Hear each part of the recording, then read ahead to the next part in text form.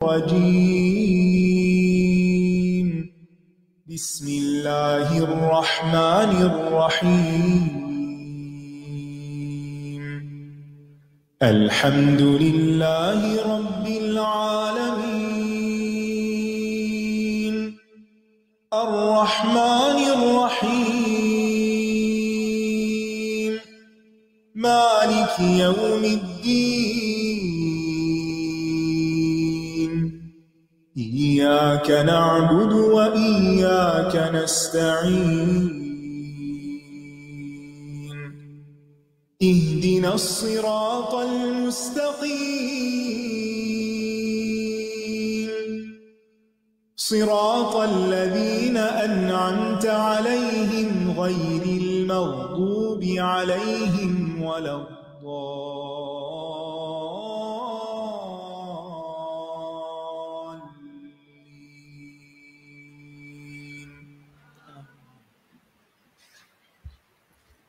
السلام علیکم ورحمۃ اللہ وبرکاتہ۔ کیا حال ہے سب کا؟ الحمدللہ، صابر، شاکر، راضی، الحمدللہ۔ آج ہم انشاءاللہ تدبر کی کلاس میں سورۃ الشعراء سے آیت نمبر 128 سے شروع کریں گے، ٹھیک ہے؟ نحمده ونصلی علی رسولہ الکریم، اما بعد فاعوذ باللہ من الشیطان الرجیم، بسم اللہ الرحمن الرحیم، رب اشرح لی صدری ویسر لی امری واحلل عقدۃ من لسانی یفقہوا قولی۔ آیت نمبر 128 سے 131 تک تلاوت کیجیے۔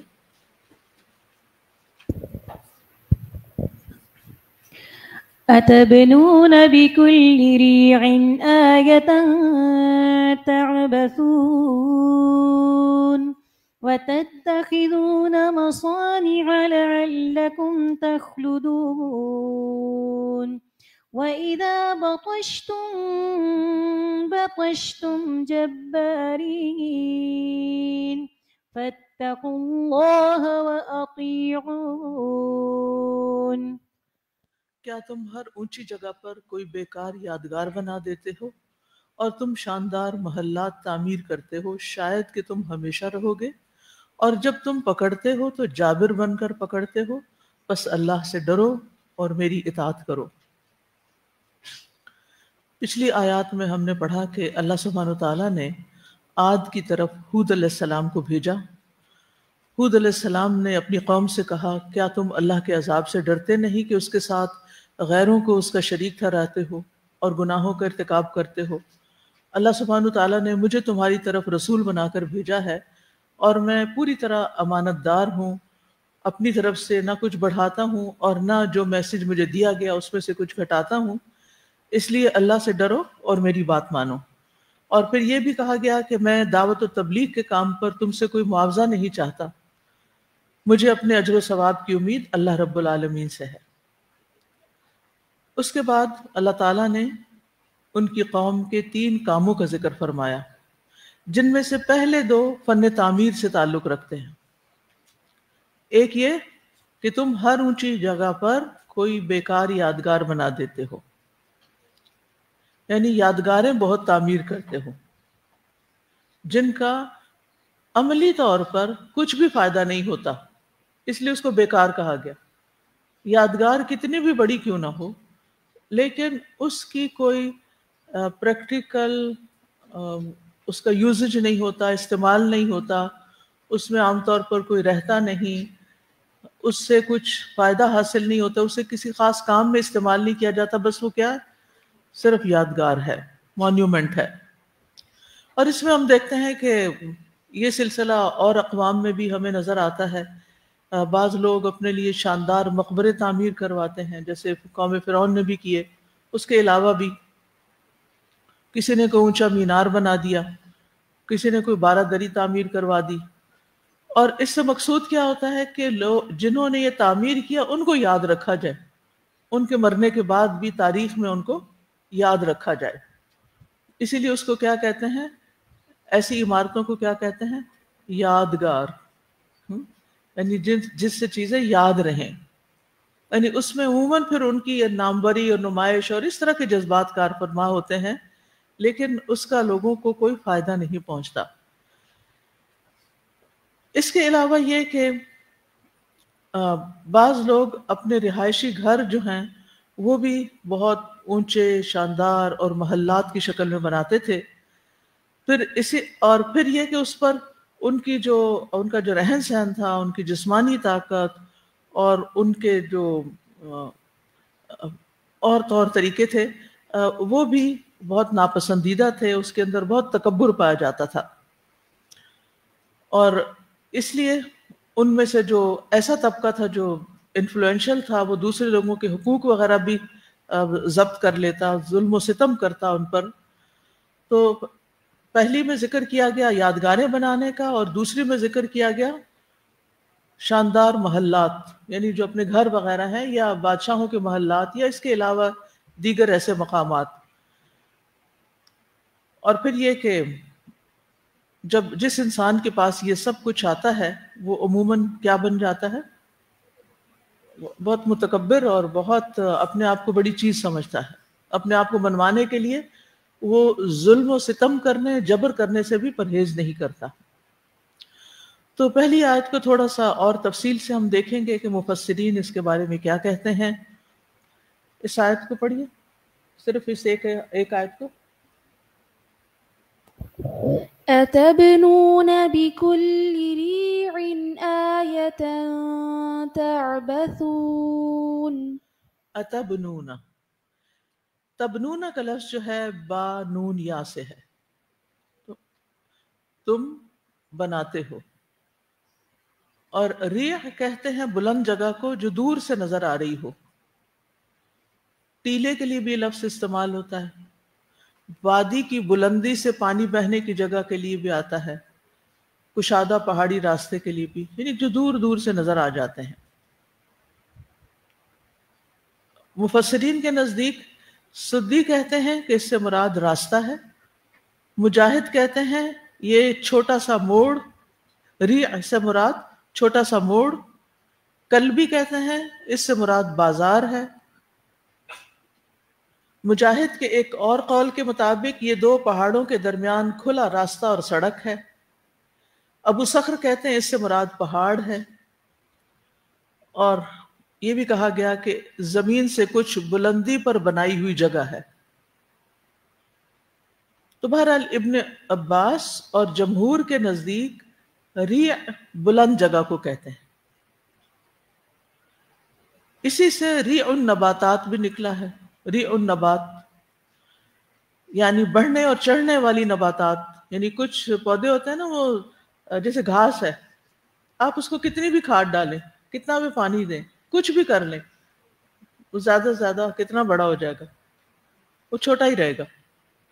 لیکن کچھ پودے ایسے ہوتے ہیں کہ وہ اگر ان کو زمین پہ چھوڑ دیا جائے تو بھی وہ بہت دور تک پھیل جاتے ہیں، اور اگر ان کو کسی دیوار پر یا چھت پہ چڑھایا جائے تو وہ اس قدر پھیلتے ہیں کہ انسان حیران ہو جاتا ہے۔ مجھے یاد ہے بچپن میں ہمارے گھر میں انگور کی ایک بیل ہوتی تھی، اور وہ ہم نے ایسے ہی پلر تھا ہمارے برآمدے کے پلر سے، اور پلر کے باہر ایک اینٹ رکھنے کی جگہ جیسے ہوتی ہے نا، اس طرح کی ایک چھوٹی سی کیاری بنائی گئی، اور اس کے اندر ایسے ہی بس شوقیہ پودا لگا دیا گیا۔ وہ جب اونچا چڑھنا شروع ہوا اور بڑھنا شروع ہوا، سبحان اللہ، اس نے ہمارے صحن کا ایک بڑا حصہ جو تھا اس کو کور کر لیا، کیونکہ وہ پھر اس کے لیے باقاعدہ تاریں وغیرہ لگائی گئی، اور وہ بیل چڑھتی گئی اور چڑھتی گئی اور چڑھتی گئی، یعنی ایک چھوٹا سا پودا اتنا دور دور تک پھیل گیا۔ اسی طرح الہدا میں پیچھے میں دیکھتی ہوں صبح، میں آج بلکہ اسپیشلی تلاش کر رہی تھی کہ یہ جو بیل اتنی پھیل گئی ہے، اس کی بنیاد کدھر ہے، یہ اگی کہاں سے ہے، یہ آ کہاں سے رہی ہے؟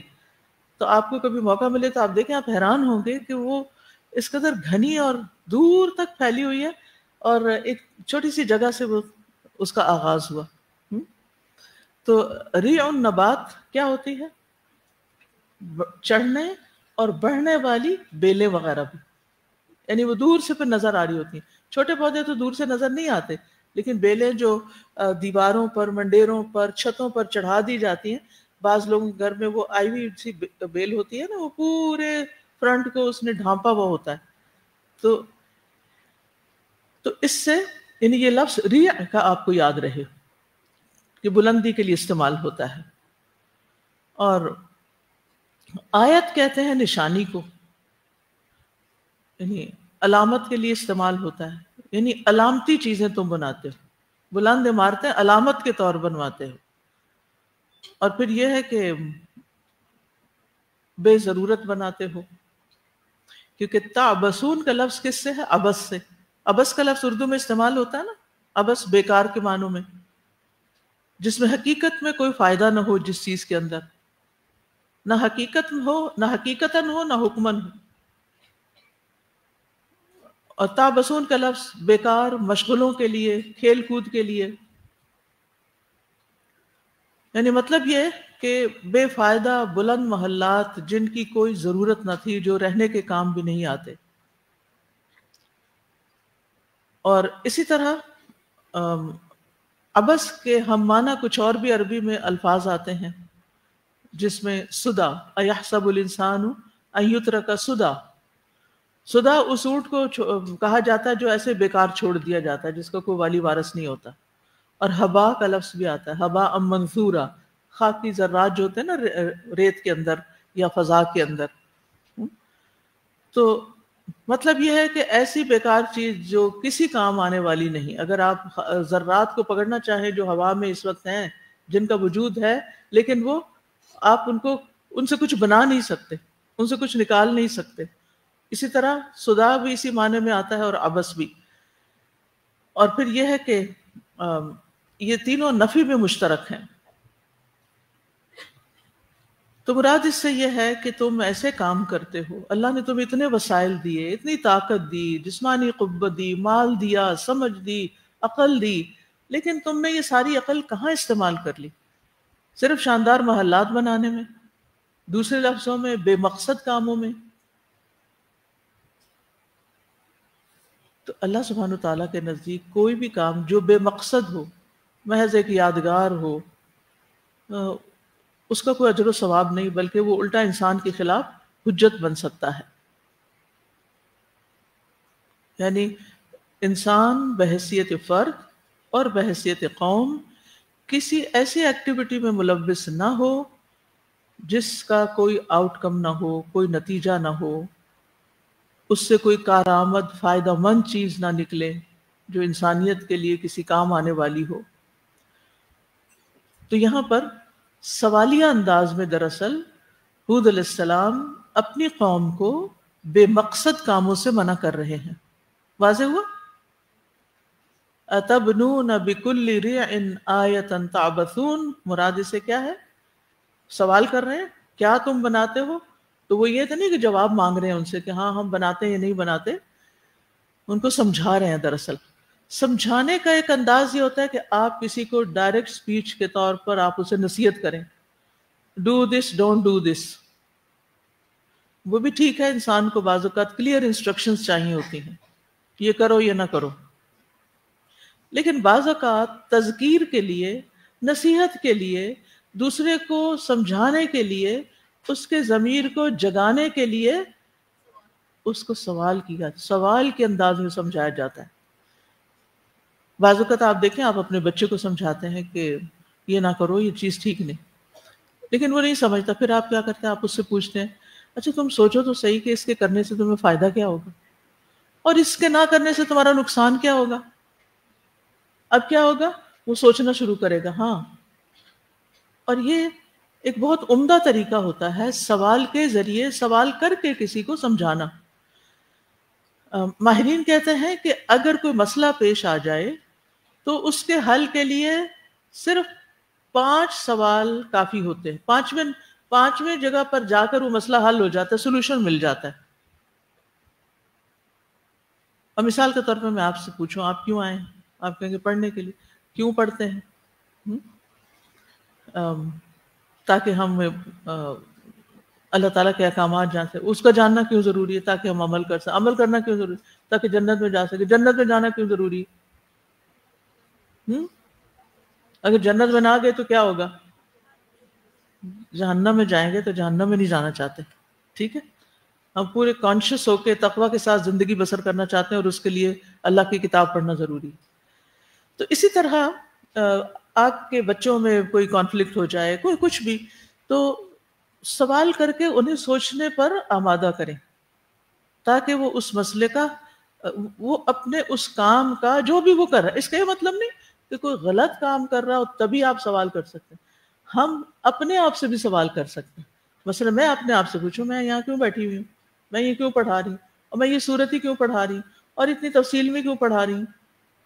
تو اس سے مجھے اپنا محاسبہ کرنے اور اپنا جائزہ لینے کا موقع ملے گا، جس کے نتیجے میں میری نیت درست ہوگی، اور نیت درست ہوگی تو کام بھی درست ہوگا۔ تو سوال جو ہوتا ہے ہمیشہ جواب لینے کے لیے نہیں ہوتا، بلکہ احساسات کو بیدار کرنے کے لیے، ضمیر جگانے کے لیے بھی ہوتا ہے، عقل کو صحیح سم دکھانے کے لیے بھی ہوتا ہے۔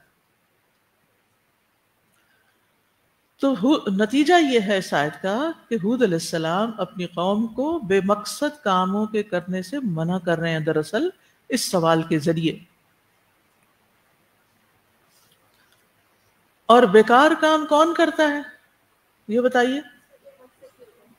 جس کی زندگی کا کوئی مقصد نہیں ہوتا، اور یہ بھی کہ وہ کسی کے آگے جواب دے نہیں۔ مثلا ایک شخص ہے، مثلا آپ کا بچہ ہی ہے، سارا دن کچھ نہیں کر رہا۔ اچھا، اگر اس کو یہ پتا ہو کہ میری ماں مجھ سے پوچھے گی، میری شامت آئے گی، میرا حساب ہوگا، تو وہ کیا کرے گا؟ ایسے فارغ بیٹھے گا؟ سوتے ہوئے دن گزارے گا؟ فضول کام کرے گا؟ جس کو یہ پتا ہو کہ اس کو کوئی پوچھنے والا ہے، اس کو کوئی دیکھنے والا ہے، اس کا کوئی حساب لینے والا ہے، اسے کسی کے آگے جواب دہ ہونا ہے، تو کبھی بھی بیکار کاموں میں مشغول نہیں ہو سکتا۔ اب یہاں پر ہود علیہ السلام کوئی ٹانٹ نہیں کر رہے، ان کو تانا نہیں دے رہے، یہ کیا تم کر رہے ہو، یہ فالتو میں کرٹیسائز نہیں کر رہے، یہ تم سب فضول کام کر رہے ہو، ان کا کوئی فائدہ نہیں، اس طرح نہیں سمجھا رہے، بلکہ ان کو یہ بتا رہے ہیں کہ دیکھو یہ زندگی ان کاموں کے لیے نہیں ہے، اس سے آگے بہت کچھ آنے والا ہے، اور ایک اور زندگی ہے جس کے لیے تیاری کرنی ہے، کچھ کام کرنا ہے، ٹھیک ہے نا؟ اب مثلا بہت سی مائیں کہتی ہیں بچے ہر وقت موبائل پہ رہتے ہیں، ان کو کیسے سمجھائیں، کیا کریں؟ کیا سمجھ میں آپ کو کیسے سمجھائیں گے؟ اور پہلے وہ تو ٹھیک ہے، وہ تو ایک ہے یہ طریقہ کہ خود پہلے چھوڑے، لیکن ان کو سمجھانے کے لیے آپ کیا کریں گے؟ ڈانٹ ڈپٹ، چیخنا چلانا، جذباتی میں توڑ دوں گی؟ اچھا، بعض لوگ کیا کرتے ہیں، موبائل لے کے توڑ دیتے ہیں۔ اچھا، وہ کیا کرتے ہیں، وہ کہیں اور سے بندوبست کر لیتے ہیں، وہ کوئی نیا خرید لے تو پہلے سے بھی زیادہ لیٹسٹ خرید لیتے ہیں، کیونکہ اب تو بچے بھی کمانے لگ گئے، اب تو بچے آپ کے ہاتھ میں نہیں ہیں، وہ اپنے بہت سے بچے فائنینشلی کیا ہو چکے ہیں، انڈیپینڈنٹ ہو چکے ہیں۔ وہ کیوں ماں باپ کی بات مانے؟ پہلے تو ماں باپ کہتے تمہارا خرچہ پانی بند کر دیں گے، وہ کہتے کر دو، ہمیں کیا فرق پڑتا ہے، گھر سے نکال دو، ہم تو اب خود الگ بھی رہنے کے قابل ہو گئے۔ تو یہ ٹیکٹکس اور یہ طریقے اب کارآمد نہیں ہیں، اور نہ ہی ڈانٹ ڈپٹ اور لڑائی جھگڑا اور فساد اور توڑ پھوڑ اور ناراض ہو جانا اور موڈ آف کرنے، یہ اصلاح کے طریقے نہیں ہیں۔ اب یہ ہے کہ آپ کو انہیں، اور یہ ہمیشہ سے یہی اصل طریقہ ہے، ہمیشہ سے، اور وہ کیا؟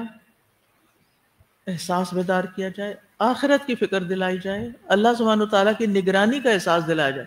دیکھو ہم نہیں دیکھ سکتے، آپ بطور ماں کہا کرے دیکھو بیٹا میں تمہیں ہر وقت نہیں دیکھ سکتی، اور نہ ہی میں دیکھنا چاہتی ہوں، تمہارا معاملہ اللہ کے ساتھ ہے، تم اس کے آگے جواب دہ ہو، جو کرو گے آخرت میں بھرو گے، اپنی فکر خود کرو، ان کو اپنے اوپر خود ذمہ دار بنائیں، ٹھیک ہے؟ اور پیغمبروں کی تبلیغ اور تعلیم کا طریقہ کار یہی ہوتا ہے۔ وَتَتَّخِذُونَ، یعنی سوال ابھی کنٹینیو ہے، دوسرا سوال یہ وَتَتَّخِذُونَ مَصَانِعَ لَعَلَّكُمْ تَخْلُدُونَ۔ مصانع کیا ہے؟ مصانع مصنع کی جمع ہے۔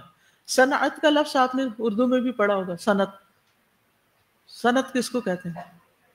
انڈسٹری کو، ٹھیک ہے؟ لیکن مسنا جو ہے اصل میں صنع کا معنی ہوتا ہے کوئی کام عمدہ طریقے سے کرنا. ہوتا یہ ہے کہ جو ایک کام مینولی کیا جاتا ہے، ہاتھوں سے کیا جاتا ہے، اس میں اتنی صفائی نہیں آتی بنسبت اس کے کہ جو کام مشین سے کیا جاتا ہے. ٹھیک ہے، تو صنع کی اصل کیا ہے؟ کسی کام کو پریسائز طریقے سے، عمدہ طریقے سے کرنا. آج کل مصنع کارخانے کو کہتے ہیں، انڈسٹری کے لیے استعمال ہوتا ہے، اور یہ اسم ظرف مکان ہے، اور یہ محلات کے لیے بھی استعمال ہوتا ہے. عالی شان جگہوں کے لیے مسانے کا لفظ استعمال ہوتا ہے. عربی کی ایک ڈکشنری ہے مختار الصحاح، اس کا چھوٹا ورژن بھی ملتا ہے پاکٹ سائز کا. کبھی جب گوگل وغیرہ اور یہ موبائل پہ چیزیں نہیں ہوتی تھی تو وہ میں اکثر ساتھ رکھتی تھی، چھوٹی سی ڈکشنری، وہ بڑے فائدے کی ہوتی تھی. اب تو یہ ہوتا ہے نا، ایک لفظ پڑھتے ہیں تو ایک ہی ہوتا ہے، لیکن اس میں انسان جب سکرول کرتا ہے کاغذوں کو تو کئی چیزیں سامنے آتی ہیں. تو مختار الصحاح میں، صحاح کا مطلب صحیح ترین ترجمہ ہے، اور مختار کا مطلب ہے پک کیا ہوا، چوز کیا ہوا. اس میں وہ لکھتے ہیں کہ اس کا معنی بڑے بڑے قلعے، قلعہ جات، مضبوط محلات اور زمین دوز نہریں، یعنی زمین کے اندر بنائی ہوئی چیزیں.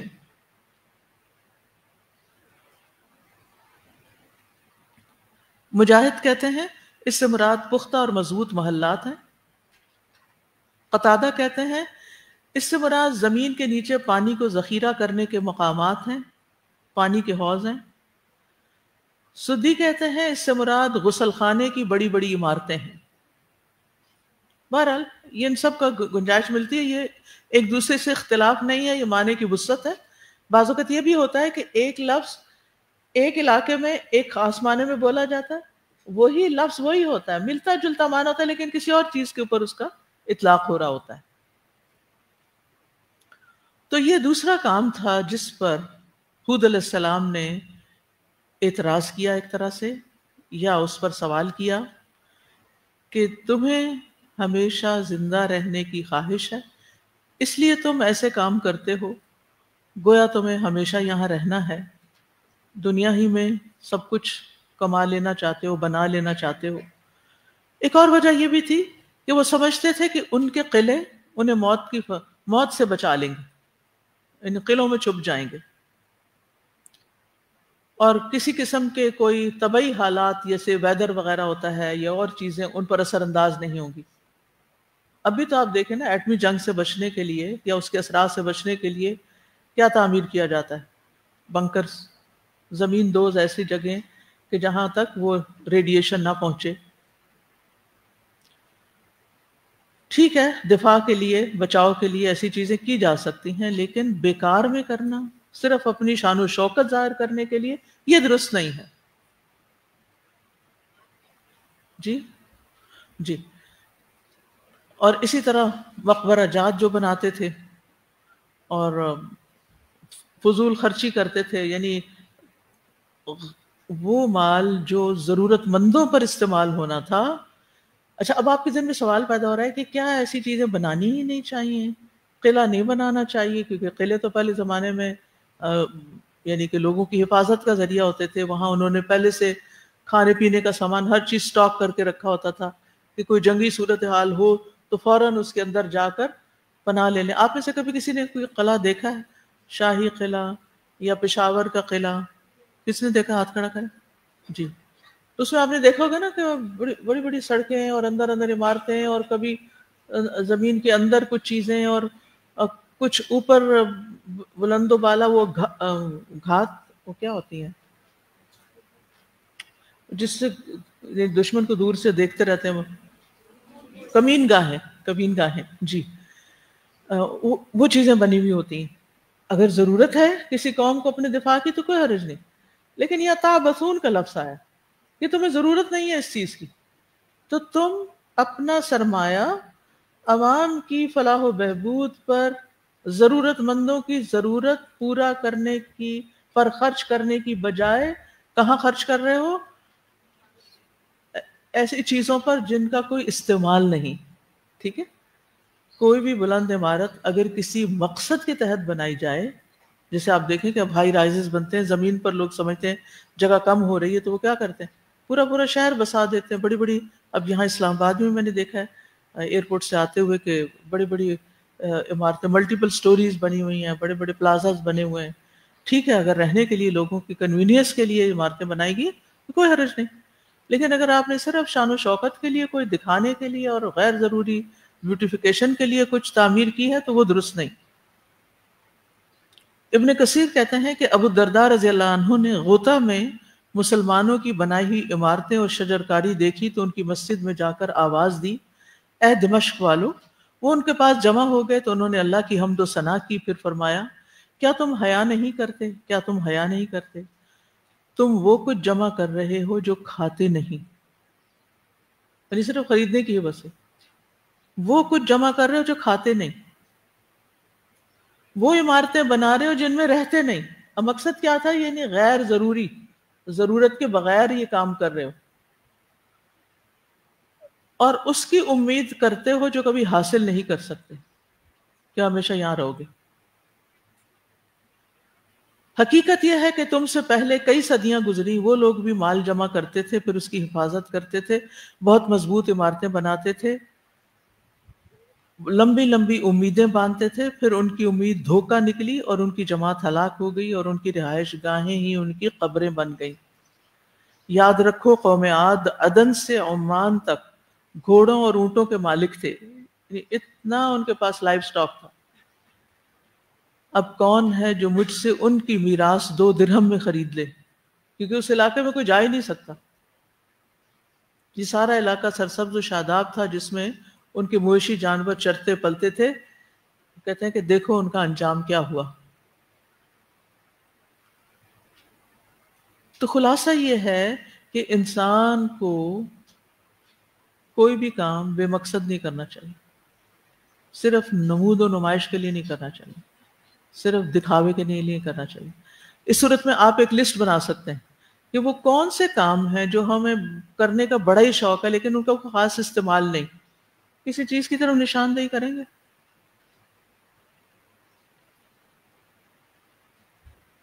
عام روزمرہ زندگی کی مثال لے رہے ہیں، گھر میں بہت سے برتن جمع کر لینا جو کبھی نہ نکالنا، اور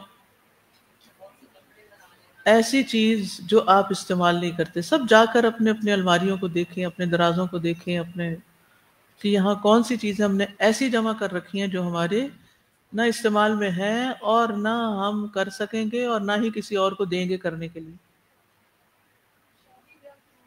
یس، شادی بیاہ کے موقع پر دلہن کا لباس جو کئی کئی لاکھ میں اب بن رہا ہے.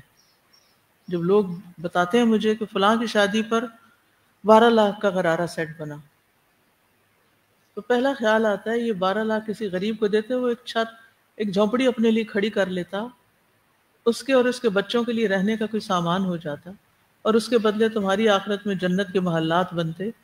یہ 12 لاکھ کا جوڑا کتنی دفعہ پہنا جائے گا بتائیے مجھے؟ ایک دفعہ بمشکل. جی، اور وہ بھی تکلیف کی حالت میں. مقصد اس کا کیا ہے؟ صرف نمائش. کس چیز کی؟ دولت کی، حسن کی. ہم سب کو اس پر توبہ کرنی چاہیے. میں نہیں کہتی کہ شادی کے دن آپ اچھا لباس نہ پہنیں، لیکن اسراف نہ کریں. ایسا لباس نہ بنائیں کہ جو دوبارہ کام ہی نہیں آنا. ایسا لباس نہ بنائیں کہ جو آپ کی حیثیت سے بڑھ کے. ایسا لباس نہ بنائیں کہ جو صرف الماریوں کی زینت بنا رہے گا.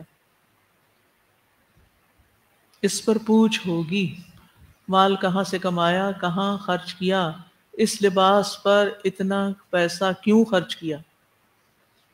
اور یہ شروع ہوگا خواتین سے، آپ سے. مرد حضرات تو مجبور پھر حرام کے پیسے لاتے ہیں یہ خواتین کی خواہشیں پوری کرنے کے لیے. پچھلے سال کا کے سمر ڈریسز ہونے کے باوجود پھر صرف نئے برانڈ اور نئے ڈیزائن اور نئی چیزیں خریدنے کی دوڑ میں شریک ہو جانا کیا معنی رکھتا ہے؟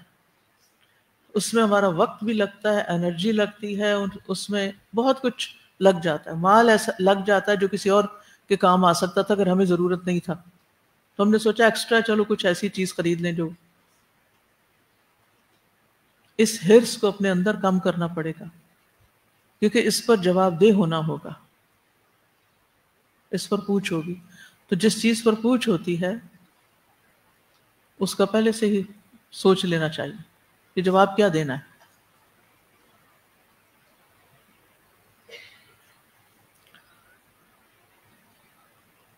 اور کوئی چیز جو ہمارے گھروں میں ہوتی ہے جو کسی کام کی نہیں ہوتی مگر وہ ہزاروں میں خریدی جاتی ہے، ڈیکوریشن پیسز۔ جی ہاں، پھر کچھ عرصے کے بعد وہ پڑی پڑی وہاں دل بھر جاتا ہے، پھر اس کو نہ پھینکنے کو دل چاہتا ہے، کچھ ان کو پیچھے اسٹور میں ڈال دیتے، کسی کو دیتے بھی نہیں۔ جی ہاں، اب پردے کا مقصد ہی پیچھے چلا گیا، اتنے مہنگے مہنگے کہ جس کا مقصد صرف، ٹھیک ہے آپ کو مہنگا لینا ہے کیونکہ روشنی اندر نہ آئے، سردی نہ آئے، گرمی نہ آئے، ٹھیک ہے کوئی بات نہیں، مہنگا ہے تو خیر ہے، لیکن ضرورت ہے آپ کی۔ لیکن جو چیز ضرورت نہیں، صرف دیکھا دیکھی، فلاں نے بنایا تو مجھے بھی بنانا ہے، وہاں دیکھا تھا بڑا اچھا لگ رہا تھا، اب مجھے وہ بھی کرنا ہے، کیونکہ اللہ نے پیسے دیے ہوئے تو پھر یہ نظر تو آنے چاہیے نا کہیں۔ تو ہوش میں آئے۔ نیکسٹ ہے، اگلی آیت پڑھیے۔ وَإِذَا بَطَشْتُم بَطَشْتُمْ جَبَّارِينَ، اور جب تم پکڑتے ہو تو جباروں کی طرح پکڑتے ہو، یعنی جب تمہارا کسی سے اختلاف ہو جاتا ہے، جب کسی قوم سے تمہاری عداوت ہو جاتی ہے تو پھر تم بے رحم ہو کر جبر کرتے ہوئے گرفت کرتے ہو۔ یہاں بھی ان کا حد سے بڑھنا اور لوگوں پر ناجائز ظلم کرنا، اس کی نشاندہی کی گئی ہے۔ ابن عباس کہتے ہیں اس کا مطلب ہے بڑی قوت اور طاقت کے ساتھ پکڑتے ہو۔ مجاہد کہتے ہیں اس سے مراد ہے کوڑے مارنا، یعنی جب تم کسی مخالف کو پکڑتے ہو، جیسے بعض اوقات ایسا ہوتا ہے نا کہ ایک حکومت میں ایک پارٹی ہوتی ہے تو جو دوسری پارٹی ہوتی ہے اس کی گرفتاریاں شروع ہو جاتی ہیں، پھر اس کو سزا یا قتل تک نوبت پہنچا دی جاتی ہے۔ تو پہلے زمانے میں سزا دینے کا طریقہ کوڑے مارنا ہوتا تھا، یعنی بعض اوقات بے گناہ بے قصور لوگوں کو بھی صرف اختلاف کی بنا پر تم ان کے اوپر ظلم کرتے ہو، جبر کرتے ہو۔ اور تیسرا یحییٰ بن سلام کہتے ہیں کہ یہ تلوار کے ساتھ ناحق قتل کرنا ہے۔ بطشتم جبارین کا معنی ہے اس زمانے میں تلوار اور کوڑا اور یہ بھی سزا دینے کی چیز ہوتی، اس لیے انہوں نے قدیم مفسرین نے ایسا لکھا ہے۔ آج کے دور میں اور بہت سی چیزیں ہو سکتی ہیں کہ جن سے دوسروں کو فریق مخالف کو نقصان دیا جاتا ہے۔ قلبی کہتے ہیں سمراد غصے کی حالت میں قتل کرنا، غصے کی حالت میں۔ اور پھر چوتھا معنی یہ بھی کیا جاتا ہے کہ جان بوجھ کر کیے ہوئے فعل پر یا غلطی سے کیے جانے والے فعل پر گرفت کرنا، نہ ہی اس میں معافی ہو نہ رحم دلی ہو، نہ رحم کرنا نہ معاف کرنا۔ یعنی بعض اوقات کسی سے غلطی ہو گئی اور اس نے جان بوجھ کے کی، اور بعض اوقات اس نے جان بوجھ کے بھی نہیں کی، بس ہو گئی، تو اس پر تم اسے بے رحم ہو کر پکڑتے ہو۔ وَإِذَا بَطَشْتُمْ، بطش کا مطلب تو گرفت کرنا، پکڑ سے مراد ضروری نہیں کہ ہاتھ سے پکڑ، جیسے یہ فارسی کا لفظ ہے نا گرفت،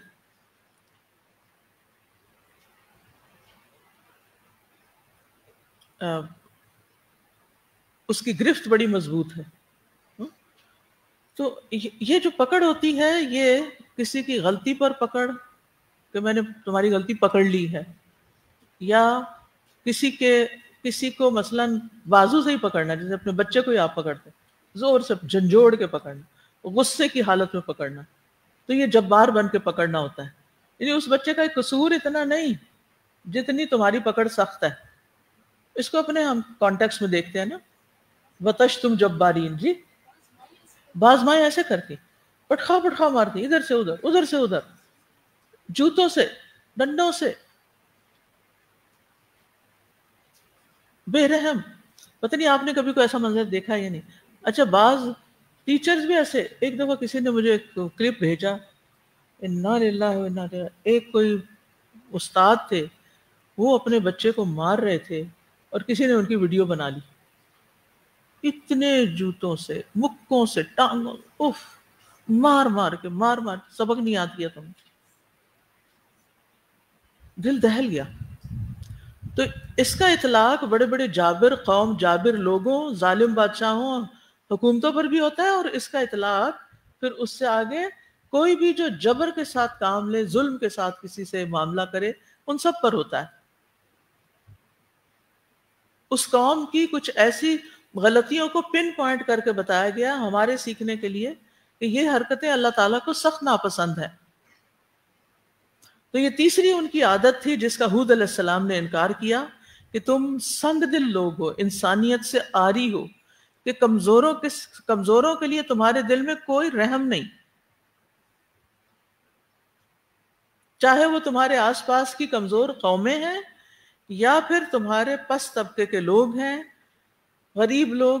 اب دیکھیں کہ اب بھی کسی کے گھر میں چوری ہو جاتی ہے تو الزام کس پہ آتا ہے؟ بیٹے پہ، بھائی پہ، جو گھر میں ساتھ ہی رہ رہے ہوتے ہیں. کس پہ آتا ہے الزام؟ سب سے پہلا الزام سرونٹ پہ. اچھا، پھر اس کو طرح طرح سے ذلیل کرتے ہیں، گھر میں اسے سمجھانے کی کوشش کرتے ہیں، بیچارے کا قصور ہو یا نہ ہو، اس کی ایکسس ہو یا نہ ہو آپ کے خزانے تک، لیکن پھر کس کے حوالے کرتے ہیں؟ پولیس کے. اور پولیس کیا کرتی؟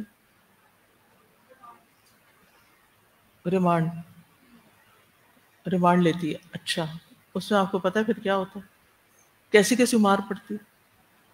اور اگر کسی بے گناہ کو آپ کے کہنے کی وجہ سے مار پڑ رہی ہے صرف شک کی بنا پر، بغیر کسی پروف کے، بغیر کسی دلیل کے، تو کیا اس پہ کوئی پوچھنے والا نہیں؟ تم جب بار بن کے بیٹھے ہوئے ہو، اور آپ دیکھیے کہ ہو سکتا ہے پولیس کی پکڑ اس میں نہ ہو، کیونکہ ان کو تو یہ کہا گیا ہے کہ انہوں نے کیا، ان سے منوا کے دیں. ہم ان کو بھی مارنے سے پہلے انویسٹیگیٹ کرنا چاہیے، اور ہو سکتا کرتے ہوں، مجھے اس طریقے کا علم نہیں، لیکن یہ کہانیاں کئی دفعہ سنی ہوئی ہیں کہ پٹواتے ہیں دوسروں سے. مومن تو وہ ہوتا ہے جو قتل بھی کرتا ہے، ذبح بھی کرتا ہے، تو کیسے کرتا ہے؟ احسان کے ساتھ. اور نبی صلی اللہ علیہ وسلم کی حدیث ہے نا، ان اللہ کتب الاحسان فی کل شیء، اللہ نے ہر چیز میں احسان سے کام لینے کے لیے کہا. ہر کام خوبصورت طریقے سے کرو، مشکل سے مشکل کام وہ بھی اچھے سے کرو. اچھا، اس کے لیے آپ نے ذبح کی مثال دی کہ جب تم ذبح کرو تو کیا کرو؟ چھری کو تیز کر لو، اور چھری اس کے سامنے مت تیز کرو. یعنی ایک جانور کا بھی لحاظ رکھو. جب تم قتل کرو تو احسان کے ساتھ کرو، اور جب ذبح کرو تو احسان کے ساتھ کرو. ہمارا دین تو ہمیں یہ سکھاتا ہے کہ ہر کام میں آپ نے بہترین طریقہ اختیار کرنا ہے. اور اس سنگ دلی کی وجہ کیا تھی؟ آخرت پر ایمان نہیں تھا، پیغمبر پر ایمان نہیں تھا، پیغمبر کی تعلیمات پر ایمان نہیں تھا. ابن مسعود کہتے ہیں کہ رسول اللہ صلی اللہ علیہ وسلم نے فرمایا، قتل کے معاملے میں اہل ایمان تمام لوگوں سے زیادہ عمدہ طریقہ رکھتے ہیں. ساری قوموں کے مقابلے میں مسلمانوں کے پاس مسلمان اس معاملے میں سب سے زیادہ محتاط ہوتے ہیں. اسلام نے ہمیں جنگ کے بھی اصول دیے ہیں کہ جنگ میں کیا کر سکتے اور کیا نہیں کر سکتے. معصوم بے گناہ شہریوں پر بم نہیں برسائے جا سکتے، اور بغیر کسی کوئی مقدمہ چلائے صرف شک کی بنا پر، صرف کسی ضد کی بنا پر، یہ جرم عظیم ہے، کوئی معمولی چیز نہیں ہے. وَإِذَا بَطَشْتُمْ بَطَشْتُمْ جَبَّارِينَ، تو کرنے کا کام کیا؟ فَاتَّقُوا اللَّهَ، اللہ سے ڈرو. وَأَطِيعُونَ، پڑھیے. فَاتَّقُوا اللَّهَ وَأَطِيعُونَ. حل کیا ہے ان برائیوں سے نکلنے کا؟ کیا چیز تمہیں بچائے گی ان ظالمانہ طریقوں سے؟ اللہ کا تقوی، اللہ کا ڈر. اور یہ تکرار کے ساتھ آ رہا ہے اس صورت میں بار بار، اور یہاں بھی ان کو تکرار سے کہا جا رہا ہے، کیونکہ اللہ کا ڈر ہی ہوتا ہے جو انسان کو ہمبل کر دیتا ہے، انسان کے اندر عاجزی پیدا کرتا ہے، انسان کا تکبر توڑ دیتا ہے۔ اور دوسری بات کیا، وَأَطِیعُونَ، اور میری اطاعت کرو، پیغمبر کی بات مان لو، بڑے فائدے میں رہو گے۔ وہ تمہیں زندگی گزارنے کے طریقے سکھا دے گا، تمہیں آخرت کی کامیابی کے نسخے بتا دے گا، لہٰذا پیغمبر پر ٹرسٹ کرو اور جو کہہ رہا ہے وہ کرتے جاؤ۔ اب ان آیات سے جو باتیں آپ نے سیکھی ذرا ان کا ذکر کر دیجئے، کیا سیکھا آپ نے؟ جی آپ ذرا زور سے بولیں گے، اونچی آواز میں، تاکہ میں سن سکوں۔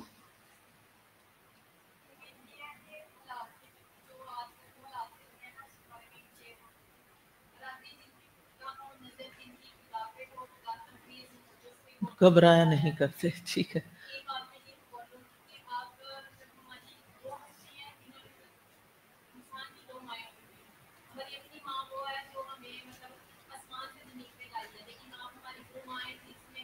آخرت کا سبق دیا، میں آسمان پہ کوئی نہیں لے کے گئی، لیکن آسمان کے بارے میں سوچنا سکھا دیا ہے، اوپر واپس جانا ہے، گھر وہاں ہے، وہاں کی فکر زیادہ کرنی چاہیے یہاں کی نسبت۔ سارے غم، دکھ، تکلیفیں، پریشانیاں، مصیبتیں، ان کی جڑ یہی ہے جب ہم آخرت کے مقابلے میں دنیا کے بارے میں زیادہ سوچنے لگتے ہیں۔ یہاں کا نقصان ہمیں نقصان لگتا ہے، وہاں کا نقصان یاد ہی نہیں ہوتا، یاد ہی نہیں رہتا۔ جی ان 3 آیات سے آپ نے کیا سیکھا؟ مجھے تدبر تو ہو گیا، میں دیکھتی ہوں نتائج کیا نکلے۔ شاباش۔ سب سے پہلی بات، کسی بھی کام کے پیچھے، خاص طور پر بڑے بڑے اور عظیم کاموں کے پیچھے مقصد صحیح ہونا چاہیے، نیت درست ہونی چاہیے۔ ہر ایک کو شوق ہوتا ہے میں کوئی بڑا کام کروں، کوئی انوکھا ہی کام کروں کہ دنیا واہ واہ کرے۔ یہ جو اگلا سینٹینس ہے نا، واہ واہ کرے، انتہائی خطرناک ہے۔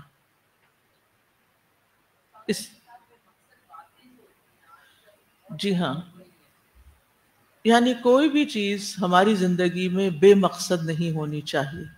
کچھ بھی کرنے لگے پہلے سوچیں کیوں کر رہے ہیں، اپنے آپ سے پوچھیں، اپنا حساب خود کریں۔ تو اصول کیا نکلا زندگی کا اس سے، کہ انسان جب بھی کوئی کام کرے اس کا مقصد اسے معلوم ہونا چاہیے، خاص طور پر وہ کام جو بہت بڑا اور عظیم ہو، اس کا مقصد بھی بالکل درست ہو۔ محض ایک دوسرے کے ساتھ فخر کرنا، تفاخر، مقابلہ بازی، یہ نہ ہو، اور بیکار کے کام نہ کیے جائیں۔ تعبثون، یعنی اس کا مطلب یہ نہیں کہ انسان کوئی کام نہ کرے یا کوئی بڑا کام نہ کرے یا زیادہ محنت نہ کرے یا کوشش نہ کرے یا اپنے آپ کو تھکائے نہیں یا چیلنجز کا مقابلہ نہ کرے۔ نہیں، اس کا مطلب یہ ہے کہ جو بھی کرے سوچ سمجھ کے کرے، اور سب سے اچھی سوچ اس کی ہے جو یہ سوچ کے کرتا ہے کہ اس کام کا مجھے آخرت میں بڑا فائدہ ہونے والا ہے۔ آپ یقین کریں آپ کے لیے ہر مشکل چیز آسان ہو جائے گی جب آپ کو اس کا اجر وہاں ملنے کا یقین ہو جائے گا۔ مثلا اللہ تعالیٰ قرآن مجید میں فرماتے ہیں لن تنالوا البر حتی تنفقوا مما تحبون، تم نیکی کو پہنچ ہی نہیں سکتے، نیکی کی روح کو نہیں پا سکتے، اس کی لذت ہی نہیں پا سکتے، اس کی حلاوت ہی نہیں پا سکتے جب تک وہ خرچ نہ کرو جو تمہیں سب سے زیادہ پسندیدہ ہے۔ اور آپ سب کو سمیت مجھے پتا ہے کہ ایسی چیزیں خرچ کرنا، اپنی جیب سے نکال کے کسی اور کی جیب میں ڈال دینا آسان نہیں۔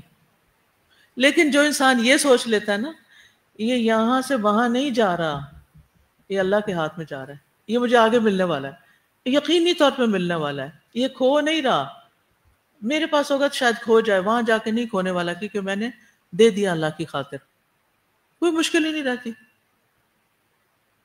کوئی جھگڑا چھوڑنا، کسی کو معاف کرنا، کسی سے درگزر کرنا، کسی کے کام آنا، کسی کو اپنے منہ کا نوالا دے دینا، چراغ بجھا کے اپنا کھانا مہمان کو کھلا دینا، بڑے مشکل کام ہے، لیکن اس کے لیے مشکل نہیں رہتے جو مقصد کے ساتھ، نیت کے ساتھ، آگے کے لیے کرتا ہے، اللہ کے لیے کرتا ہے۔ ٹھیک ہے. دوسرا سبق اس سے یہ نکلا کہ ان کاموں سے بچنا ہے جو صرف فخر اور مباحات اور دکھاوے اور مقابلے کے لیے کیے جاتے ہیں. اس نے یہ کر لیا تو مجھے بھی کرنا ہے، اس نے شادی پہ یہ جوڑا پہنا ہے تو مجھے بھی اس سے بہتر، اس نے ایسا گھر بنا لیا تو مجھے اس سے بہتر بنانا ہے، اس نے یہ فرنیچر لے لیا تو مجھے اس سے بہتر لانا ہے. کیوں؟ میں اس کے مقابلے میں چھوٹی ہو جاؤں؟ تو فخر و مباحات سے، تکاثر اور فخر و مباحات سے بچنا ہے. اپنے آپ، پھر ایک اور بات، اپنے آپ کو بڑا انسان ظاہر کرنے کے لیے بڑے بڑے کام کرنا یا ایسے کام کرنا کہ جس سے یہ مقصود ہو کہ لوگ آپ کا لوہا مان جائیں، چاہے وہ عمارتیں بنانا ہو، چاہے وہ گھر سجانا ہو، چاہے وہ کچھ اور کام ہو، اپنے آپ کو منوانے کے لیے نہ کریں کہ مان جائیں لوگ مجھے. یہ بھی دل سے نکالنا ہوگا. مائک سے جی جی ہاں جی. یہ بھی ایک بہت عام بولا جانے والا جملہ ہے. پڑھنے پڑھانے اور دیگر چیزوں کے پیچھے کہتے ہیں نام روشن کرے گا. نام روشن یعنی وہ ایک ستارہ بن جائے نام جو سب کو روشنی دے. اسی طرح بغیر ضرورت کے بڑے گھر بنانا. بندے آپ 2 ہیں گھر میں اور بیڈ روم آپ نے 6 بنائے ہوئے ہیں اور آپ ایسے گھر میں رہ رہے ہیں. ٹھیک ہے، اگر آپ کے پاس فریکوئنٹلی آپ کے مہمان آتے ہیں، بچے آتے ہیں، چاہے آپ 2 لوگ ہیں، لیکن وہ چیزیں استعمال ہو رہی ہیں، کوئی بات نہیں. کچھ لوگ ایسے ہوتے ہیں کہ جن کے جب بچے چھوٹے ہوتے ہیں تو وہ کیا کرتے ہیں، بڑا گھر بنا لیں، ہر بچے کے لیے کمرہ، چلو بھی لڑائی جھگڑا ختم کریں، یکسوئی سے پڑھیں، اپنا کام کریں. کوئی بات نہیں، اللہ نے دیا ہے تو سہولت دینے میں کوئی حرج نہیں. لیکن جب سب چڑیا اڑ گئیں تو پھر کیا کرنا چاہیے؟ پھر کسی ایسی جگہ موو ہو جانا چاہیے جو مینیجبل ہو کہ اب اس کی ضرورت نہیں رہی، مختصر کریں. اسی لیے آپ نے دیکھا ہوگا بعض بزرگ ایسے ہوتے ہیں جن کے پاس زندگی میں بہت کچھ ہوتا ہے، لیکن جو جو ان کی عمر آگے بڑھتی جاتی ہے وہ اپنا سامان مختصر کرنا شروع کر دیتے ہیں، حتیٰ کہ ان کے پاس 2 جوڑوں کے سوا کچھ نہیں ہوتا اور ان کی وراثت بڑی آسانی سے تقسیم ہو جاتی، زندگی میں ہی دے دلا دیتے ہیں. تو یہ تو ہر ایک انسان اپنے طور پہ سوچ سکتا ہے کہ اس کو زندگی کی کس سٹیج پر، کس جگہ پر، کس موڑ پر کیا کرنا ہے. اب کوئی انسان ایسے ہو سکتا ہے کہ جس کے پاس بہت مہمان آتے ہوں تو اس کو بہت بڑا کچن چاہیے نا، کوئی حرج نہیں. اور اسی طرح باقی چیزیں میں. لیکن یہ جو ایک اس میں نے آپ کو میننگ بتایا تھا نا ریق کا، کہ جس میں بڑے بڑے غسل خانے بنانا، تو مجھے کئی جگہ یاد آ گئی کہ جہاں پر آپ کے بیڈ روم سے بھی بڑے بڑے غسل خانے بنے. پہلی دفعہ مجھے کراچی میں یہ دیکھنے کا اتفاق ہوا، اس کے بعد امریکہ میں تو اس سے بھی کہیں زیادہ حد سے نکلی ہوئی چیزیں. تو مجھے کبھی سمجھ نہیں آئی اتنا بڑا کمرہ ایک واش روم کے طور پر یہ کس لیے، وائی، یعنی مجھے نہیں سمجھ آتی. تو مومن ہاں اگر اس کے پیچھے کوئی مقصد ہے پھر ٹھیک ہے، لیکن وہ کیا ہو سکتا ہے میری سمجھ میں تو ابھی تک نہیں آیا، سوائے اس کے کہ آپ ایک لگژریس زندگی بسر ایسے چگوزیز لگا لیتے ہیں جن کو ایک دفعہ بھی نہیں کھولتے، ایک دفعہ بھی اس میں نہیں یعنی اس میں بات لیتے. تو گھروں کے اندر وہ چیزیں لگوانا، وہ بنانا جو صرف شو پیس کے طور پر ہوں، وہ بے مقصد کاموں میں آتے ہیں. قیامت کی علامات میں سے ہے کیا؟ اونچی عمارتوں پر باہم فخر کرنا. وہ حدیث جبریل میں آتا ہے نا، قال من اشراط الساعة ان يرى رعاة الشاء رؤوس الناس وان يرى الحفاة العراة الجبع يتبارون في البناء وان تلد الامة ربها وربتها. مسند احمد کی روایت میں تھوڑے سے لفظ مختلف ہیں. ابو ہریرہ کہتے ہیں نبی صلی اللہ علیہ وسلم نے فرمایا علامات قیامت میں یہ بات بھی شامل ہے کہ بکریوں کے چرواہے لوگوں کے حکمران بن جائیں گے، برہنہ یا ننگے بھوکے لوگ بڑی بڑی عمارتوں میں ایک دوسرے پر فخر کرنے لگیں گے اور لونڈی اپنی مالکن یا مالک کو جنم دے گی. اسی طرح ایک حدیث میں آتا ہے رسول اللہ صلی اللہ علیہ وسلم نے فرمایا قیامت اس وقت تک قائم نہیں ہوگی جب تک لوگ اپنے گھروں کو اسٹیج کی طرح مزین نہیں کریں گے. اسٹیج کا تو پتہ نا، جیسے یہ اسٹیج ہے جس میں بیٹھی ہوئی ہوں، تو اس کو کسی خاص موقع پہ مزین کیا جاتا ہے نا، لیکن وہ خاص موقع پر کوئی پھول شول رکھ دیے جاتے ہیں، کوئی اور چیز ایسی موقع کی مناسبت سے، لیکن وہ ہمیشہ کے لیے نہیں ہوتی.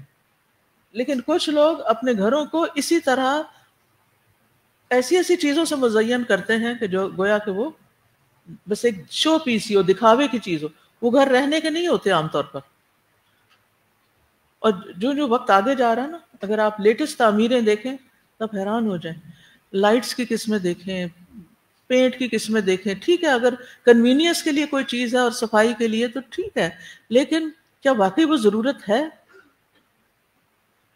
مومن بلا ضرورت مال خرچ نہیں کرتا تاکہ وہ اپنے اس مال کو اپنی آخرت بنانے کا ذریعہ بنا سکے، بامقصد کاموں پر خرچ کرے. اسی طرح آپ دیکھیے کہ اگر بڑی عمارت بنائے گی، جیسے کوئی جیل بنائے گی مجرموں کو قید کرنے کے لیے، تو ہے تو بڑی چیز، بڑی جگہ. کوئی یونیورسٹی بنائی گئی ہے، بہت بڑی ہے، ایکڑوں پر پھیلی ہوئی ہے، استعمال ہو رہی ہے، بہت اچھی بات ہے، اس میں بڑا بنانے میں کوئی حرج نہیں. لیکن اگر بنا کے تو آباد ہی نہیں کی تو اس کی تو پوچھ ہوگی. آپ کو پتہ کہ جب یہ بلڈنگ بنی تھی تو ہم نے کچھ آگے کے 5-10 سال سامنے رکھ کے کچھ چیزیں بنائی تھی. تو جب یہاں پر شفٹنگ ہوئی تو میرا سب سے بڑا ہم و غم اور دل کے اندر ایک سخت پریشانی، چلتے پھرتے دیکھتے اللہ اس کو آباد کر دے، اللہ اس کو آباد کر دے. میں واک کرتی کسی طرف جاتی، دل ہی دل میں یہ پکاری اللہ اس کو آباد کری، یہ کہیں ہمارے خلاف حجت نہ بنے کہ ہم نے اتنا بڑا ہال بنا دیا اور اس میں بیٹھنے والے لوگ ہی کوئی نہیں. لیکن اب یہ پورا نہیں ہوتا الحمدللہ. اللہ نے لاج رکھ لی، لاج رکھ لی. اور اگر استعمال نہ ہوتا تو کتنی بڑی تکلیف کی اور پریشانی کی بات تھی کہ لوگوں کی امانتیں ہیں یہ. اسی طرح کوئی بھی جگہ بنانے سے پہلے ضرور سوچیں استعمال کیا کریں گے. اور اگر کوئی جگہ استعمال نہیں ہو رہی نا، بار بار ریمائنڈر دیں. میں جب کبھی کسی ایسی برانچ میں جاتی ہوں وزٹ کرنے تو میں پوچھتی ہوں یہاں کیا ہو رہا ہے، وہاں کیا ہو رہا ہے، یہ کیسے استعمال کرتے ہیں. عموماً راؤنڈ میں پوچھتی ہوں، نہ ہو تو میں کہتی ہوں کوئی نیا پروگرام بنا لیں، اس جگہ اس کمرے کو آباد کر لیں، اس میں یہ اپنی طرف سے جو مشورے اپنے تجربے کی روشنی میں وہ دیتی رہتی ہوں. یہ پیچھے بیک آف مائنڈ کیا ہوتا ہے کہ استعمال ہونا چاہیے، بیکار میں نہ پڑی رہے، حساب دینا ہوگا، پوچھ ہوگی کہ ہم نے خیال ہی نہیں رکھا، پرواہ ہی نہیں کی، غیر ضروری یعنی اس کے لیے کچھ سوچا ہی نہیں، کوئی تکلیف ہی نہیں اٹھائی کہ یہ صحیح طور پر استعمال ہو. اول تو آپ لوگوں سے امانتیں لیں نہ، اور اگر لیں تو پھر ان کا کیا کریں، صحیح طور پر ان کو استعمال کریں. آپ دیکھیں کہ دنیا بھر میں بڑی عمارتیں اور ٹاورز بنانے کا بڑا ایک رواج ہے. تو سمجھ میں آتی ہے کہ ظاہر ہے وہ لوگ آخرت کو بھول کر، وہ تو ان کے لیے تو دنیا کی زندگی ہی اصل زندگی ہے. وہ جنت کے جو عالی شان عمارتیں ہوں گی اور بلند درجات ہوں گے تو وہ وہاں تک نہیں پہنچ سکتے، تو انہوں نے دنیا میں کچھ بنانے کی کوشش کی. لیکن فکر اس وقت ہوتی ہے جب مسلمان اس دوڑ میں شریک ہو جاتے ہیں اور وہ ساری دنیا سے آگے نکلنے کی کوشش کرتے ہیں. ماضی میں بھی آپ دیکھیں تاج محل بنانے کا کیا مقصد تھا، لال قلعہ، اسی طرح اور بہت سی جگہیں. جی تو یہ چیزیں فضول خرچی میں آتی ہیں. اور ان المبذرین کانوا اخوان الشیاطین وکان الشیطان لربہ کفورا. ان اللہ لا يحب المسرفین، اللہ کو اسراف کرنے والے لوگ پسند نہیں. اور پھر ایک بڑی اہم بات یہ کہ وَإِذَا بَطَشْتُمْ بَطَشْتُمْ جَبَّارِينَ، تو اس سے کیا پتہ چلتا ہے کہ کسی کی بھی گرفت اس کے جرم کے مطابق ہو، اس سے بڑھ کر نہیں. ٹھیک ہے، اس سے زیادہ نہیں، جابر اور ظالم نہیں بننا، احتیاط کے ساتھ. کسی کو سزا دینی ہو، کسی کے ساتھ کسی کا کوئی حساب کرنا ہو، کسی کی غلطی کو پوائنٹ آؤٹ کرنا ہو، کہیں پر بھی ضرورت پڑے لمٹس کے اندر رہتے ہوئے.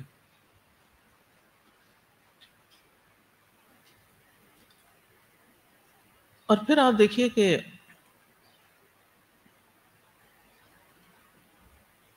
یہ جو جبر ہوتا ہے، ٹائم اصل میں تھوڑا رہ گیا، میں چاہتی ہوں آپ کا ریفلیکشن لے لوں.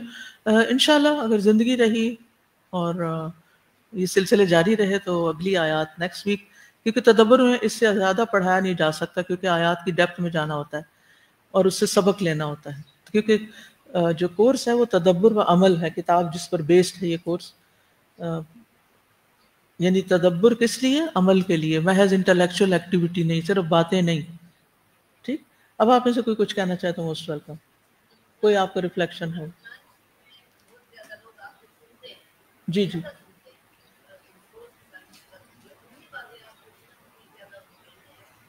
اوکے. ان آیات سے ریلیٹڈ جی عملی باتیں. جی ہاں جی.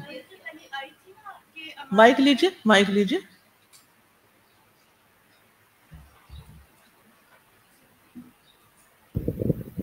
استاذہ جی جو پہلی آئی تھی نا کہ یہ قوم عاد جو مارتی تھی نمود و نمائش کے لیے بناتی تھی، تو چیزیں جو ہے وہ خود اچھی یا بری نہیں ہوتی، ان کا استعمال انہیں اچھا یا برا بناتا ہے. جیسے گھوڑے کے بارے میں آتا ہے کہ جو گھوڑا اللہ کی راہ میں پالا جاتا ہے اس پر اجر بھی ہے، اس کی لید، اس کا پانی، خوراک، ہر چیز.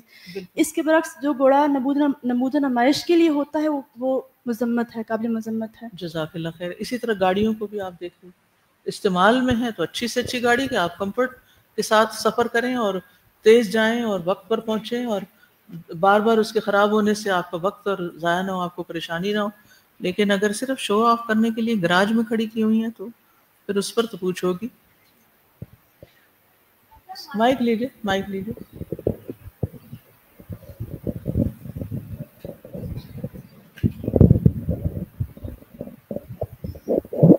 مادیت پرستی کا ایک سب سے بڑا نقصان یہ ہوتا ہے کہ انسان کا دل سخت ہو جاتا ہے. لوگوں کی محبت، ان کو محسوس کرنا جو ہے نا، ان کا غم، وہ نہیں انسان کے دل میں رہتا ہے. اسی وجہ سے پھر انسان ظالم ہو جاتا ہے اور جبر کرنے لگتا ہے. جزاک اللہ خیر. اچھا غور و فکر آپ نے کیا. یعنی یہ جو پہلے دو کام ہیں یہ لے جاتے ہیں کس پر؟ ظلم اور جبر کی طرف. سر جی قرآن میں اللہ سبحانہ وتعالیٰ فرماتے ہیں نا لیبلوکم ایکم احسن عملا. یہ بہت ضروری بات ہے کہ آخرت پہ ایمان اور ہمارا مقصد کیا ہے زندگی کا، کہ احسن عمل.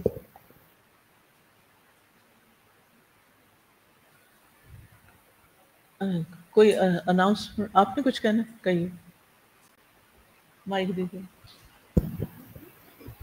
السلام علیکم استاذہ. میں وہ سوچ رہی تھی، آپ نے ایک بار رمضان میں ہمیں دورہ قرآن کرایا تھا، 2023 کی بات ہے. اس میں آپ نے متقین کے 3 مراتب یا درجات بتائے تھے. جو تیسرا تھا نا، اس میں ہم نے کافی ڈیٹیل سے بات کی تھی، جس میں آپ نے گھر کے اسٹور کی بھی اگزامپل دی تھی، ایکسٹراز جو ہوتی ہیں. تو اس سے ہم ابس کو سمجھ سکتے ہیں کہ اگر، اور اس آیت میں بھی فتقون کا ورڈ آیا اینڈ پہ، تو ہم اس آیت کو ریلیٹ کر سکتے ہیں اس چیز سے کہ ابس سے ہم کیسے بچ سکتے ہیں. اوکے جی، آپ بات کر لیجیے. مائک دیجیے ان کو، ذرا تیزی سے پہنچا دیجیے تاکہ وقت بچے.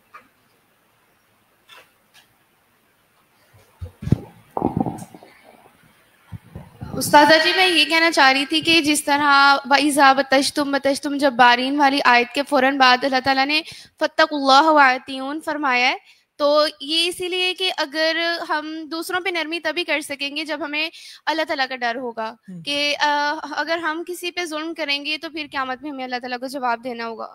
تو اگر ہمارے اندر تقویٰ ہوگا تو پھر ہی پچھلی آیات میں بیان کی گئی ہوئی ساری صفات ہمارے اندر آ سکیں گی. چلیے ٹھیک ہے، اب آپ کا وقت ہو گیا ہے. انشاءاللہ دیکھیں آگے کیا ہوتا ہے. اللہ تعالیٰ سے اچھی امید رکھتے ہیں، اور یہ وقت ہے اللہ کی طرف رجوع کرنے کا، استغفار کرنے کا، اللہ تعالیٰ کو پکارنے کا، اپنی عبادت میں اضافہ کرنے کا، اپنی ذمہ داریوں کو آسان طریقے سے پورا کرنے کا، جو کام پینڈنگ میں ہیں ان کو کر لینے کا، جو کسی سے وعدے کیے ہوئے ہیں وہ پورے کر لینے کا. یا اس طرح کے چیلنجز جب قوموں کی زندگی میں آتے ہیں تو وہ ان کو کیا کر دیتے ہیں؟ ایکٹیو کر دیتے ہیں، سستی سے باہر اور غفلت سے باہر نکالتے ہیں. تو ہم سب کو غفلت سے باہر نکل کر کرنے والے کام کر لینے چاہیے، اور جن کو چھوڑنا چاہیے ان کو چھوڑ دینا چاہیے، اور جو لوگوں سے متعلق چیزیں ہیں ان ذمہ داریوں کو بھی جتنی نبھا سکیں ان کو نبھا دینا چاہیے، کیونکہ زندگی کا کچھ پتہ نہیں کب تک ہیں، اللہ ہی بہتر جانتا ہے. اور پہلے بھی میں نے کہا تھا کہ لمحے موجود جو اس وقت آپ کے پاس وقت ہے اس کا بہتر سے بہتر استعمال کر لیں. انشاءاللہ اگر حالات بہتر ہوئے اور اسکول کھل گیا تو منڈے کو کلاس ہوگی، اور اگر اللہ کو کچھ اور منظور ہے تو آن لائن اپنا سلسلہ جاری رکھیے پوری توجہ اور یکسوئی کے ساتھ، اور گھر والوں کو بھی اس میں شریک کر لیں. گھر پہ کرنے کا ایک فائدہ یہ ہے کہ آپ اکیلے نہیں ہوں گے، آپ کی والدہ، بہن، بچے، ہسبینڈ، کوئی بھی آپ کے جو مختلف سبجیکٹس ہیں ان کو جب تک اللہ توفیق دیتا ہے اس کو جاری رکھیے. فضول میں ادھر ادھر کی ویڈیوز فارورڈ کرنا، ہنسی مذاق بنانا، یہ ہنسی مذاق کا وقت نہیں ہے. تعبثون بیکار کام کرنے کا وقت نہیں ہے، بلکہ سنجیدگی کے ساتھ زندگی کے جاتے ہوئے لمحات میں اچھے کام کرنے کا وقت ہے. ٹھیک ہے. اور افواہیں پھیلانے سے بھی پرہیز کرنا چاہیے. غیر مصدقہ اطلاعات کو آگے بھیجنا اور اس پر مزید تبصرے بھی کر لینا، یہ کسی عقل مند مومن کا کام نہیں ہوتا. تو اللہ کرے کہ یہ تجربہ ہماری زندگی کو سنوارنے اور ہماری زندگی کا رخ بدلنے میں ایک بہترین ممد و معاون ثابت ہو. اور اپنے دل سے ہر طرح کا خوف نکال دیں اور یہ آیت پڑھا کریں، قُلْ لَن يُصِيبَنَا إِلَّا مَا كَتَبَ اللَّهُ لَنَا هُوَ مَوْلَانَا وَعَلَى اللَّهِ فَلْيَتَوَكَّلِ الْمُؤْمِنُونَ. آیات سکینت ہیں آپ کے پاس، آپ سب کے پاس ہونی چاہیے. اگر زیادہ گھبراہٹ ہونے لگے تو وہ پڑھنے لگے آیات سکینت، انشاءاللہ دیکھیے بہت فرق پڑے گا. اور جب کوئی بھی خبر سنے فلاں جگہ فلاں دھماکہ ہو گیا، یہ ہو گیا، وہ ہو گیا، تو پڑھیں حسبنا اللہ ونعم الوکیل. تو جو یہ کہتے ہیں اللہ تعالیٰ ان کے ایمان میں اضافہ کر دیتا ہے. ابراہیم علیہ السلام نے کلمہ اس وقت پڑھا تھا جب ان کو کہاں پھینکا جا رہا تھا؟ آگ میں پھینکا جا رہا تھا. تو یہ تو ہم پڑھ چکے ہیں ساری باتیں، اور جب عمل کا وقت آئے تو یہ باتیں یاد رکھنے کی. قرآن مجید پڑھیں تو اس کو اس نظر سے دیکھیں، پڑھیں کہ اس میں میرے لیے کیا سبق آ رہا ہے، مجھے کرنا کیا ہے. اور آپ دیکھیے کہ جب انسان تکلیف میں یا کسی پریشانی اور چیلنج کا شکار ہوتا ہے نا تو اس کو اپنی پڑ جاتی ہے نا ایسے. پھر قیامت کا دن ویسے ہی ہوگا نا جب انسان کو صرف اپنی پڑی ہوگی. یوم یفر المرء من اخیہ و امہ و ابیہ و صاحبتہ و بنیہ لکل امرئ منہم یومئذ شأن یغنیہ. تو اب بھی آپ دیکھیں گے اسی طرح کے حالات ملیں گے آپ کو. اس درجے کے تو نہیں کیونکہ وہ بڑی آفت ہے، یہ تو چھوٹی ہے.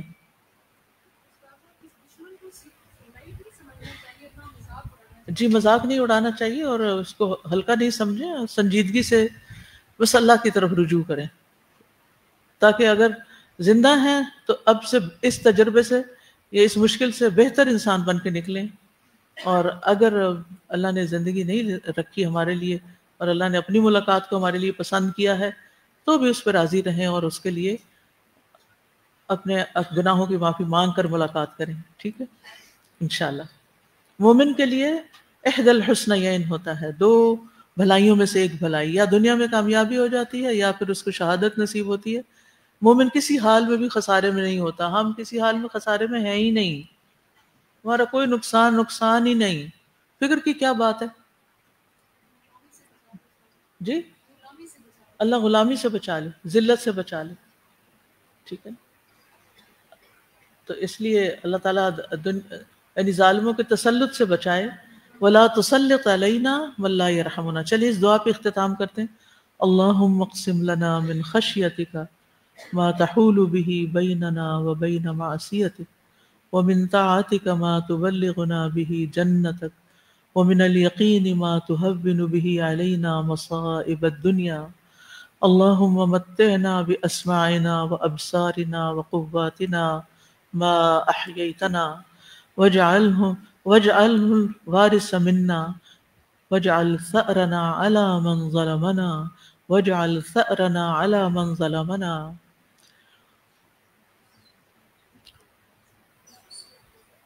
وانصرنا على من عادانا ولا تجعل مصيبتنا في ديننا ولا تجعل مصيبتنا في ديننا ولا تجعل الدنيا أكبر همنا ولا مبلغ علينا ولا مبلغ علمنا ولا تسلط علينا من لا يرحمنا ولا تسلط علينا من لا يرحمنا ولا تسلط علينا من لا يرحمنا ولا تجعل الدنيا أكبر همنا ولا مبلغ علمنا ولا تسلط علينا من لا يرحمنا. یا حی یا قیوم برحمتک نستغیث یا حی یا قیوم برحمتک نستغیث یا حی یا قیوم برحمتک نستغیث یا رب العالمین یا ارحم الراحمین یا حفیظ احفظنا من جمیع البلاء۔ اللہ تو ہم سب کی، ہمارے ملک کی سب کی حفاظت فرما، اللہ ہمارے دین کی، ایمان کی حفاظت فرما، یا اللہ تمہاری جان مال اولاد ہر ایک کی حفاظت فرما، ہم پر رحم فرما، ہمارے گناہوں کو معاف فرما دے، ہمارے گناہوں کو معاف فرما دے یا رب العالمین۔ سبحانک اللہم و بحمدک اشہد ان لا الہ الا انت استغفرک و اتوب الیک۔ السلام علیکم ورحمۃ اللہ وبرکاتہ۔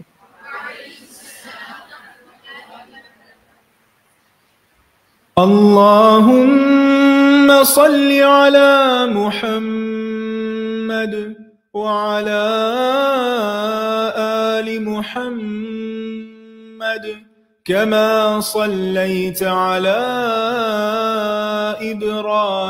إبراهيم وعلى آل إبراهيم إنك حميد مجيد۔ اللهم بارك على محمد وعلى